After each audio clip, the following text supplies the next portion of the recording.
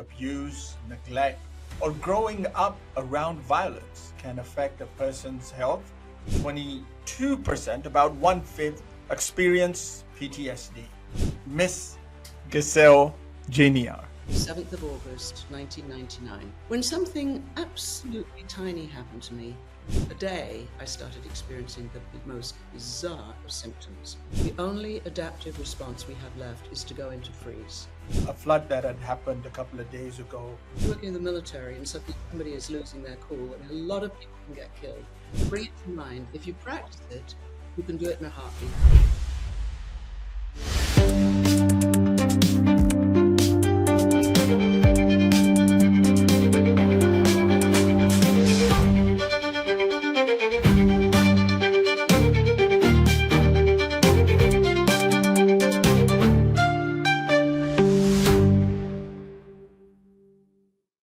Welcome to Khan Klinics, your dedicated space for exploring the vital connections that shape your well-being. Here we dive into everything from achieving peak physical fitness by mastering sustainable weight management to optimizing your diet for a vibrant life. We're passionate about uncovering the power interplay between your mental and physical health, offering you insightful strategies to nurture both. Join us as we unlock the secrets to embark on your self-confidence and your inspiration by interviewing the top-rated personalities, not from only the US, but around the world. At Khan Klinics, our commitment is to bring you evidence-based information that inspires you confidently control your health journey and live your life to the absolute fullness. I'm your host, Amir Khan. Let's get ready to unlock the true potential of being a human with the most amazing people around us. Have you ever reacted so strongly that it even surprised you? Like jumping at a loud sound that isn't dangerous, or feeling overwhelmed for hours after a small argument. Why do some memories, even from years ago, still have the power to instantly flood your system with anxiety, anger, or a deep sense of unease long after the event has passed? These aren't just quirks of personality. These are often the subtle yet persistent echoes of experiences that have overwhelmed our nervous system, what we broadly call trauma. Recent research is powerfully illuminating just how deeply these experiences embedded themselves within us, shaping not just our thoughts and emotions, but our own very physiology. A 2025 report says that more and more research is showing how tough experiences in childhood, like abuse, neglect, or growing up around violence, can affect a person's health even many years later. But it also gives hope. With the right support, healing is possible at any age. A 2024 study found that many female soldiers in intense combat, 22%, about one-fifth, experience PTSD. This deeply affects their mental and physical health, affects their relationships with family, and ability to work. These findings compel us to look beyond just the psychological narrative and understand trauma as a deeply embodied phenomena. And who better to guide us through this intricate landscape of body, mind, spirit in healing than our esteemed guest today.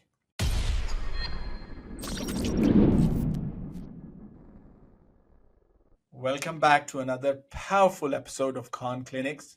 I'm your host, Dr. Amir Khan, and we're incredibly honored to be joined by one of the leading voices in understanding and healing trauma, a pioneer in somatic approaches, and a deeply compassionate healer, Miss Giselle Genillard. She's the founder and director of SOS International. She's also a licensed midwife, a somatic experiencing practitioner, SE practitioner, a member of the European Association of Body Psychotherapy, which is EABP, a member of the International Association of Structural Integrators, and a touch in parenting instructor, as well as the founding secretary of the board of EASE, the European Association of Somatic Experiencing. Miss Genia is widely recognized for her significant contribution to the field of trauma healing. Notably, she reintroduced Dr. Peter Levene's somatic experiencing training programs to England and France, where she continues to lead workshops on traumatic stress. She's also a member of the trauma outreach teams in affected areas by international disasters, including Southeast India post tsunami, New Orleans post Katrina, and post colonial South Africa post independence. Her journey began in the early 1980s, where she became deeply involved with politics of childbirth. Her specialty lies in working with PTSD in early childhood disorders, combat, and high stress situation. Welcome to the show, ma'am. Thank you very much for your overgenerous. I, and I'm going to point out that when you invited me, if this is okay to say, I got in touch with you and I said, "Dear Dr. Amir Khan, one, how did you find out about me? And two, why would you want me to speak on your very illustrious show? Because I am really not famous. I work very hard with great, great passion, but I cannot claim, I don't think, quite the laurels that you put on my head. But we've certainly contributed, done our contribution. I did bring SE to England and to France in the early 2000s. I no longer do that in France. My teaching, I don't teach the 3-year SE training because that's not my rhythm, if you like. But I do teach pretty much all, I think, in 13 countries now, a really condensed 2-day introduction for people. Largely it's for therapists, but I also invite people, this is very important for me, from the general public to come, because I do believe that the simple tools that we offer at the initial part of the training can help everybody to come from the edge of the cliff back on their 2 feet, back from the abyss to I'm home again. So a little bit of a correction, but A lot of times when we're working in our fields, we tend to underestimate how much we do what we do. And for general people and people out in the public, they may not even understand what's available to them. It's our responsibility for that reason that we try to bring that awareness. As we become, and you, ma'am, very humble, saying, "Oh, you don't do anything," but that's not true. You're involved in a lot of high stress situations, a lot of, and we're going to be discussing those. And I'm sure there are a lot of people out there who are going to benefit from our discussion. So, if you may allow, we can yeah, proceed.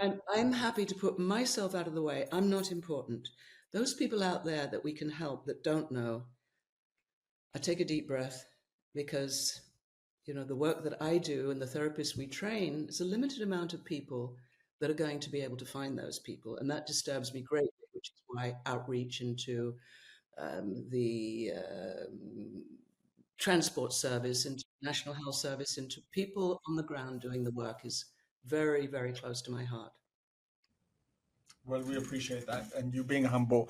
So let's start off by some questions and clarifying some of the concepts here. And there's no other place than starting with somatic experiencing approaches. Could you explain to our audience first, what does that mean, and how can it impact someone's life? You you used the expression a little earlier, something that's broadly called trauma. There's a little story I tell, and maybe I will because I'm a storyteller. It was 2:23 on a Friday afternoon on the 7th of August, 1999, when something absolutely tiny happened to me that completely changed my life. I think the reason why I tell that story, again, it's not important that it's about me, but it happens to be authentic, real story, is a tiny car accident, a rear end, sent my nervous system into, well, we didn't know at the time. Nobody knew much about trauma, it seemed. I was in Santa Fe, New Mexico, and there were no marks on my body, but in a day, I started experiencing the most bizarre of symptoms. And I'm a tough little cookie. I've been around the world and handled things.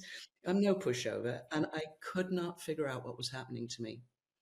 After a month, which is a very critical time in the terms of the month after, and this was a shock trauma, but there is never a shock trauma that creates these kinds of results that hasn't, as you indicated, there hasn't been early childhood trauma involved. I didn't know any of this stuff when I was a healthcare practitioner. I was a midwife. I didn't know. After that month, it just happened. I was in Santa Fe, New Mexico, which has quite a lot of, healthcare conferences and things going on.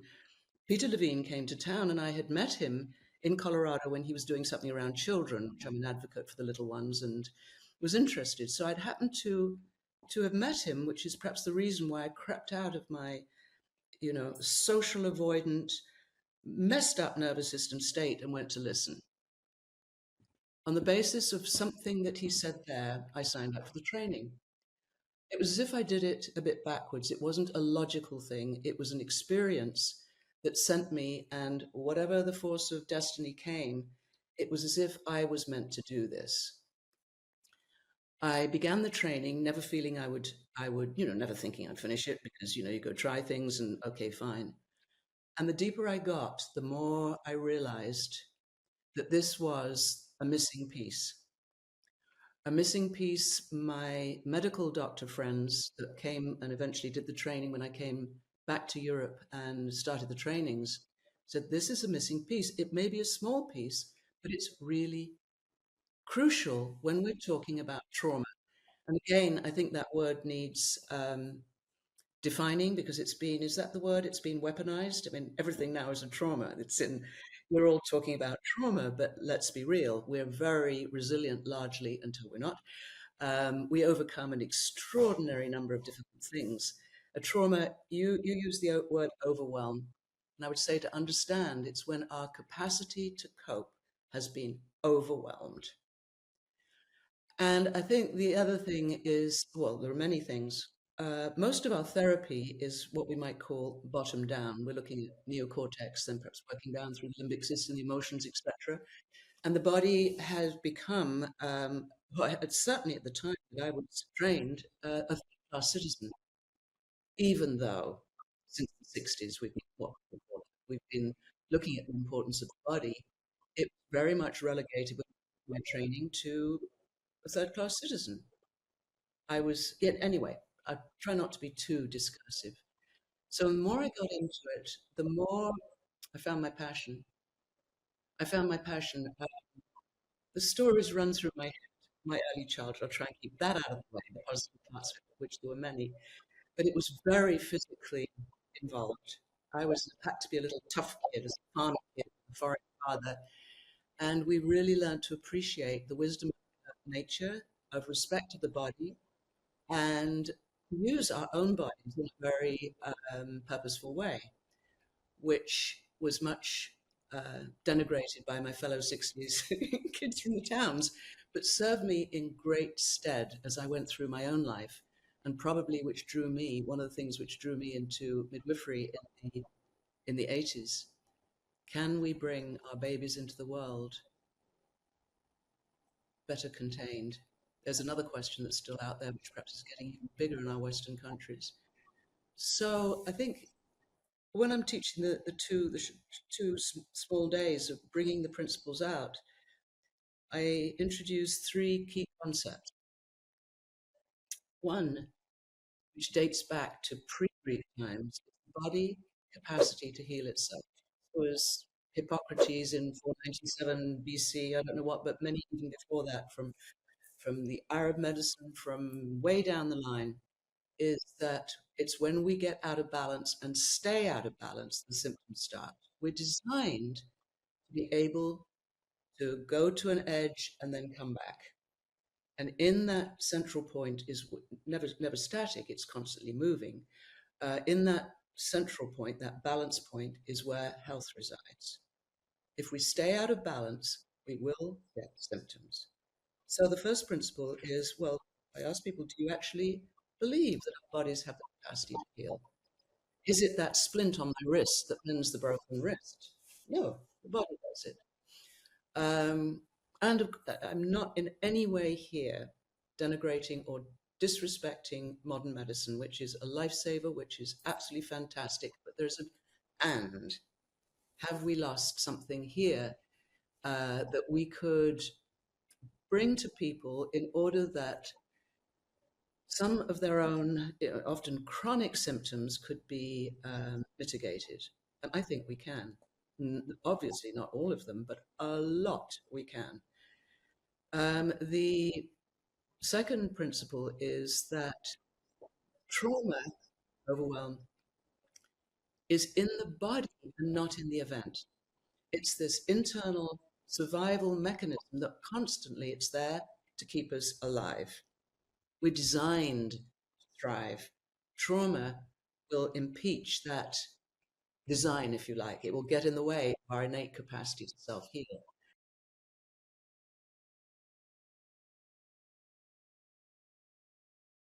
What a remarkable journey we've just experienced together.